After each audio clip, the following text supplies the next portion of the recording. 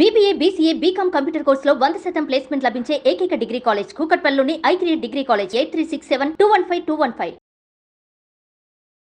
నమస్తే అమ్మా. నమస్తే అమ్మా. అమ్మా, ఉమ్, సాయంత్రం పూట ఉమ్. మనం ఇవ్వకూడని వస్తువులు అంటూ ఏమైనా ఉంటాయమ్మా?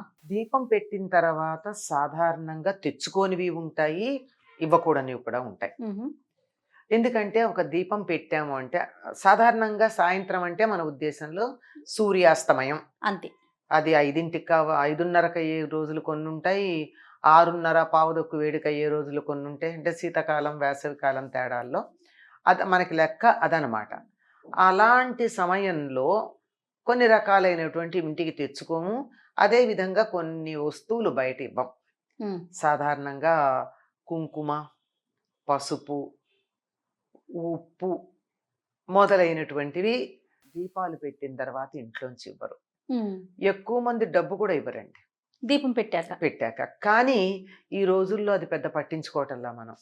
మరి ఇంట్లో నుంచి గుమ్మం దాటి మన ఇంటికి ఎవరన్నా వస్తే ఇవ్వడం గురించి అటుంచి బయటికి వెళ్ళి కొనుక్కు తెచ్చుకునేదే సాయంత్రాలు అవుతోంది మనకి. బాగా చెప్పారమ్మా. అందువల్ల అది ఖర్చు పెట్టకూడదు అన్న సంగతి దగ్గరికి మనం లెక్క పెట్టుకున్నట్టయితే చెప్పలేం. కానీ మామూలుగా ఇంట్లో ఉంటే మాత్రం సాధారణంగా ఇలాంటి వస్తువులు కొన్ని ఇవ్వరు. అలాగే పెరుగు కూడా సాయంత్రం అయ్యాక ఇవ్వరు కొన్ని ప్రాంతాల్లో. అంటే ఏవైతే మన ఇంటికి శుభం అనుకుంటామో అవి ఇవ్వరు. అవే కాకుండా ఏవైతే శనికారకం అనుకుంటామో అవి కూడా ఇవ్వరు. అంటే ఇనప వస్తువులు, ఉప్పు, బెల్లం ఇట్లాంటివన్నీ దీపం పెట్టాక ఇవ్వడానికి ఇష్టపడరు. తర్వాత అట్లాగే గాజులు ఇట్లాంటివి. దీని వెనుక ఉన్న ఆంతర్యం ఏంటమ్మా? అసలు ఎందుకు ఇవ్వకపోవటం, ఎందుకు అట్లా? అంటే మనకి ఒకప్పుడు పూర్వకాలంలో అంతా కూడా సూర్యోదయం నుంచి సూర్యాస్తమయం దాకా పగల కింద లెక్క వేసుకుని, అంటే సంధ్యా సమయం కూడా అందులో కలిసి ఉంటుంది అనుకోండి. ఇంకా రోజుని అప్పటికి ఆపేయాలి. సూర్యాస్తమయం అయిందంటే రోజు అయిపోయింది, విశ్రాంతికి పెడతాము అని. ఇప్పుడు కాలం మారిపోయింది కదమ్మా. ఇప్పుడు అట్లా ఎక్కడ ఉంటుంది? రోజు మొదలయ్యేదే మామూలు వాళ్ళకి పొద్దున 10ంటికి మొదలవుతోంది. కొన్ని బహుళ జాతి సంస్థల్లో పనిచేసే వాళ్ళకి మధ్యాహ్నం 2ంటికి మొదలయ్యే వాళ్ళు, సాయంత్రం 8ంటికి మొదలయ్యే వాళ్ళు ఉన్నారు. మరి అట్లాంటి వాళ్ళ విషయానికి వస్తే ప్రత్యేకంగా వీటిని గురించి మాట్లాడలేం. కానీ మామూలుగా అలాంటి వాళ్ళని పక్కకు పెట్టినట్టయితే ఎప్పుడూ కూడా ఒక నియమం ఏదైతే ఉందో దానికి అపవాదం కూడా ఉంది. అంటే exemption. Every rule has its own exemption. Exemption లేని రూల్ ఏదన్నా ఉందంటే ఇది ఒకటే. అలాంటిదప్పుడు అలా ప్రత్యేకంగా ఉండే వాళ్ళని కనుక పక్కకు ఉంచినట్టయితే మిగిలినవన్నీ కూడా చాలా జాగ్రత్తగా పాటించేటటువంటి సందర్భంలో ఇలాంటివి చెయ్యరు. ఓకే అమ్మా. అంతే. అంతేగాని దీనికి ప్రత్యేకమైన కారణాలంటే ఇప్పుడు కొన్ని శనికి సంబంధించినవి ఉన్నాయి. శని నల్లని వాడు చీకటి అని కదా, అంచేత చీకటికి సంబంధించింది నల్లగా ఉండేటటువంటివి వీటి గురించిన కొంచెం పట్టింపులు ఉంటాయి. కానీ ఈ రోజుల్లో సాధ్యమవుతోందమ్మా? జరగదమ్మా.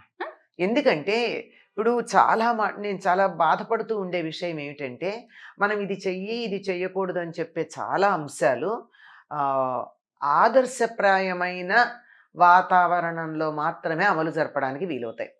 దాన్ని మేము ఫిజిక్స్ పరిభాషలో చెప్పాలంటే ఎన్టీపీ అంటాం. అంటే నార్మల్ టెంపరేచర్ అండ్ ప్రెషర్. దేని గురించి అన్నా మాట్లాడుతూ ఉంటే, ఒక లోహం యొక్క లక్షణం గురించి మాట్లాడుతూ ఉంటే ఎట్ ఎన్టీపీ లేదా చెప్తారు. అంటే మామూలు వాతావరణంలో మామూలు వేడిమి, మామూలు వాతావరణ పీడనం ఉన్నప్పుడు ఇట్లా ఉంటుంది అని. అదే వేసవికాలం అనుకోండి, ఏమవుతుంది? దానికి వేరే లక్షణం మారిపోతుంది కదా. ఉదాహరణకి మనకి రైలు పట్టాలు ఉన్నాయి. రైలు పట్టాలు ఇంత దూరంలో పెడతారు, ఒకదానికి ఇంత దూరం ఉంటుంది. ఎందుకు? చిన్నప్పుడు మాకు అర్థమయ్యేది కాదు. ఎందుకు అంటే వేసవి కాలంలో ఎండకి రైలు పట్టాలు ఇలా వ్యాకోచిస్తే దగ్గరికి వస్తాయి. ఇలా దగ్గరగా పెట్టామనుకోండి, ఇలా ఎక్కుతాయి, రైలు పడిపోతుంది. అందుకని ఆ మాత్రం దూరాన్ని వాళ్ళు ఉంచేవారు. అందుకని వీటన్నింటి గురించి చదివేటప్పుడు ఏం చెప్తారు అంటే, మామూలుగా ఫిజిక్స్లో ఎన్టీపీ అని చెప్తారు. అంటే నార్మల్ టెంపరేచర్ అండ్ ప్రెషర్ సర్వసామాన్యంగా ఉండేది.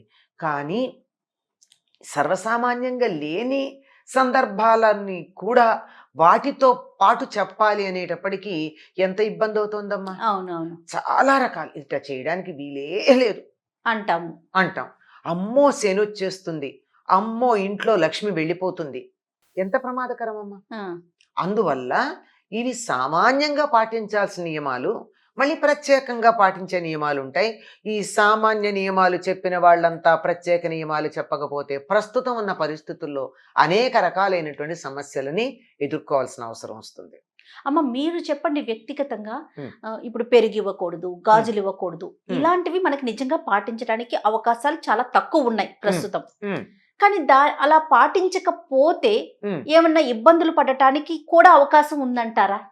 అలా ప్రత్యేక- శాస్త్రంలో ఏమన్నా ఉందామా? ప్రత్యేకంగా లేదమ్మా, ఇవన్నీ కూడా మనం మన కల్పించుకున్నామేనా? అంటే మనసుకు సంబంధించినవి ఎక్కువ.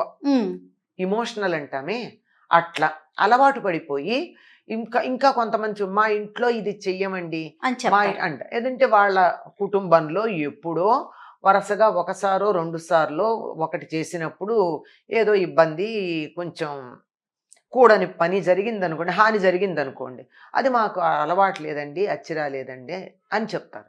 అట్లా ఒక జాతి, ఒక పరిస్థితి, ఒక వాతావరణం, ఒక కాలం వీటిల్లో వచ్చేసాయి. ఒకప్పుడు ఎట్లా ఉండేదమ్మా, 8 ఏళ్ల లోపున పెళ్లి చేయకపోతే వెలేసేవారు కదా, అవును. ఉప్పు నిప్పు కూడా అప్పిచ్చేవారు కాదు. ఏంటి పెళ్లి చేయకపోతే ఆ కుటుంబానికా? ఆడపిల్లకి 8 ఏళ్ల లోపల పెళ్లి చేయకపోతే వాళ్ళని దూరంగా ఉంచేసే వాళ్ళ కుటుంబం. ఊళ్ళో వాళ్ళెవరు వాళ్ళతో మాట్లాడేవాళ్ళు కాదు, వాళ్ళ ఇంట్లో శుభానికి అశుభానికి ఎవరు వెళ్ళేవారు కాదు. మహాపాపం చేశాడు, 8 ఏళ్ల లోపల ఆడపిల్లకి పెళ్లి చేయలే. ఆ, అంత ఉండేది. తీవ్రంగా అంత ఉండేదమ్మా. తీవ్రంగా ఎంత, ఒక 70-80 ఏళ్ల క్రితం దాకా కూడా ఉంది. అంటే మరీ వెలేయకపోయినా ఆ, దూరంగా ఉంచటం అనేది ఉండేది.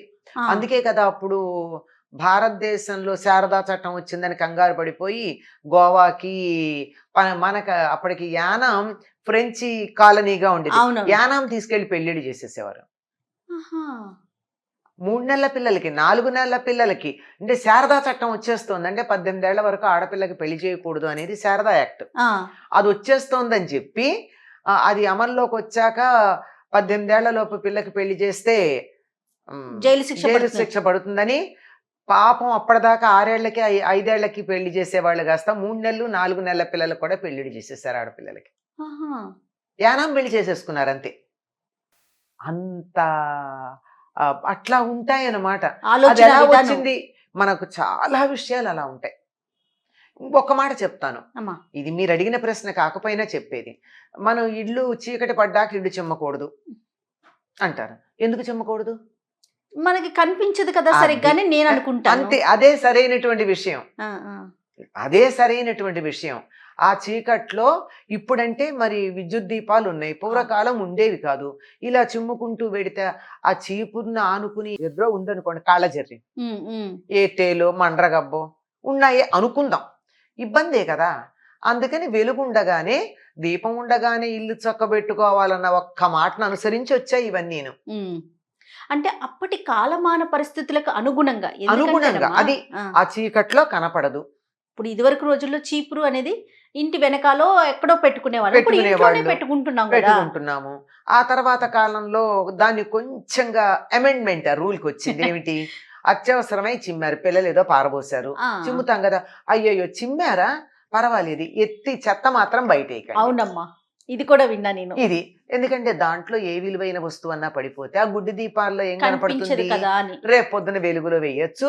రెండోది, అక్కడ చెత్త దగ్గరికి వెడితే ఏ పురుగో పుట్రో ఉంటాయి, వాటిల్లో పడకుండా ఉంటారు, ఓ పక్కకి పెట్టి చెత్త రేపు పొద్దున వేయండి. నేనేం విన్నానో తెలుసమ్మా, లక్ష్మీదేవిని బయట పడేయకూడదు. అదే మరి నేను చెప్పేది అదే. ఇలా చెబితే ఏం లేదు, నాకేం పర్వాలేదు, మా ఇల్లు అంతా బానే ఉందని మొదలు పెడతారు.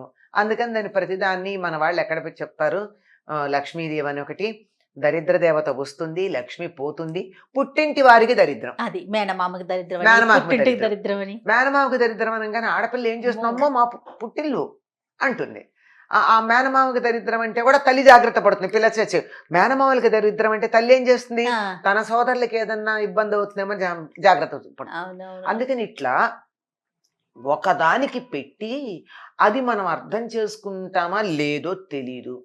ప్రతిదాన్ని నాన్ సెన్స్ అని పక్కకు పడేసే ఒక దుర్గుణం మనకు ఉంటుంది. అవును. అందుకని ఈ సెంటిమెంట్తో కలిపారు. Yes. ఆ. అట్లా ఉంటాయి. అది ఎమర్జెన్సీతో ఏమవుతుందమ్మా ఇస్తే ప్రాణాపాయ పరిస్థితుల్లో ఉన్నారు, బీపీ పడిపోయింది ఎవరికో, ఊహ పడిపోతున్నారు, మన ఇంటి ముందే ఉన్నారు, చెప్తున్నారు బీపీ పడిపోయిందండి లేవలేకపోతున్నారు అని. నేను ఉప్పు ఇవ్వకూడదు, చీకటి పడింది అంటే ప్రాణం పోతే ఎంత పాపం నీకు? అంతే కదా. చిటికెడు ఉప్పు తీసుకెళ్లి వాళ్ళని పంచదార అవన్నీ కలుపుతాం అనుకోండి, అది ఇచ్చేస్తే అయిపోతుంది కదా.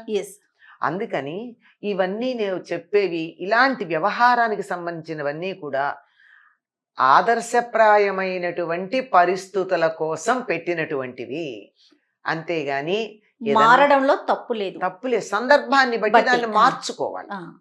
నాన్సెన్స్ అని నాన్సెన్స్ అని కొట్టేద్దు, పెట్టడానికి వెనకాల ఒక కారణం ఉంది. అమ్మా, ఆ కారణం ఆ పరిస్థితులకు సరిపోయింది, మంచిదే కూడా అలా కొన్ని పాటించటం చాలా మంచిది పాటించటం, కానీ అవి చాదస్తంగా పాటించకూడదు, మూర్ఖంగా పాటించకూడదు. ఎంతవరకు తీసుకోవాలో అంతవరకే తీసుకోవాలి. ఆ విధంగానే దాన్ని మీరు అన్నారు ఇందాక లక్ష్మి అని, చెత్తని కూడా లక్ష్మిలా భావిస్తాం మనం. అది కూడా ప్రకృతే కదమ్మా చెత్త. ప్రకృతి అంతా అమ్మవారి యొక్క స్వరూపమే కదా, కనుక చెత్త కూడా అమ్మవారే. కాకపోతే దానికి పెట్టాల్సిన చోటు వేరుంది. అంతే, ఏది ఎక్కడ పెట్టాలో అక్కడ తప్ప ఇంకో చోట ఉండకూడదన్నారే తప్ప, ఇక్కడ వాడద్దన్నారే తప్ప, అది పనికిరాందని అసహించుకునేదని కాదు. దేన్ని అసహించుకున్నా ఆ పరమాత్మను అసహించుకున్నట్టే. ఆ పరమాత్మ యొక్క వ్యక్త స్వరూపమే ప్రకృతి కనుక, ప్రకృతిలో ఉన్న ప్రతిదీ పరమాత్మ స్వరూపమే గనక చెత్త కూడా పరమాత్మే. అంతేనమ్మా, సందర్భానుసారం నడుచుకుంటూ వెళ్ళి కాస్త ఆలోచించాలి. వీలైతే పాటించండి, తప్పేం లేదు, ఎందుకంటే విషయం తర్వాత తరాలకు తెలుస్తుంది కనుక వీలైనంత వరకు పాటించండి. లేని సందర్భంలో మూర్ఖత్వానికి వెళ్ళాలి, పట్టు విడుపులు నేర్చుకోవాలి. తప్పకుండా అమ్మా. నమస్తే.